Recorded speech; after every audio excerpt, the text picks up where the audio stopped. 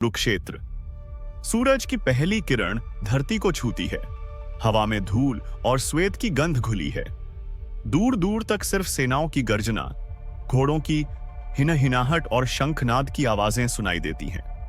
यह कोई सामान्य दिन नहीं, यह धर्म और अधर्म के बीच की रेखा खींचने वाला दिन है। अर्जुन अपने रथ पर खड़ा है। रथ के आगे 5 सफेद घोड़े, रथ के पीछे खड़ा वो पुरुष श्री कृष्ण, जिनके नेत्रों में शांति है पर मन में चक्रवात। अर्जुन ने कहा, हे केशव, रथ को दोनों सेनाओं के बीच ले चलो। मैं देखना चाहता हूं किस किस से युद्ध करना है मुझे। कृष्ण मुस्कुराए। उन्होंने रथ को धीरे धीरे आगे बढ़ाया और दोनों सेनाओं के बीच ला खड़ा किया।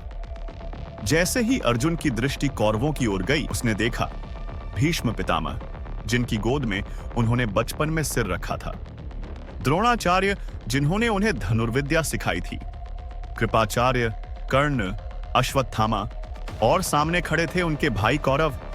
पर उसी पल अर्जुन की दृष्टि ठिठक गई। दूर एक कोने में द्रुपद पुत्र धृष्टद्युम्न खड़े थे, वही धृष्टद्युम्न जिन्हें द्रोणाचार्य के वध के लिए जन्मा कहा गया था।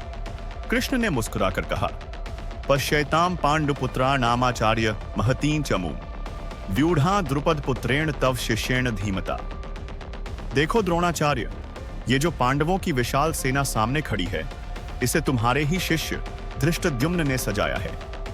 अर्जुन की आंखें नम हो गईं। क्या यह वही गुरुदेव हैं जिन्होंने उन्हें गुरु दक्षिणा में द्रुपद को हराने भेजा था? क्या यह वही कर्ण है जो सदा उनकी बराबरी करना चाहता था? और आज वही सब सामने हैं, शस्त्र लिए, युद्ध के लिए। अर्जुन का हृदय भारी हो गया। धनुष उनके हाथों में कांपने लगा। उनकी अंतरात्मा कहने लगी, क्या मैं अपने ही रिश्तेदारों को मारूंगा?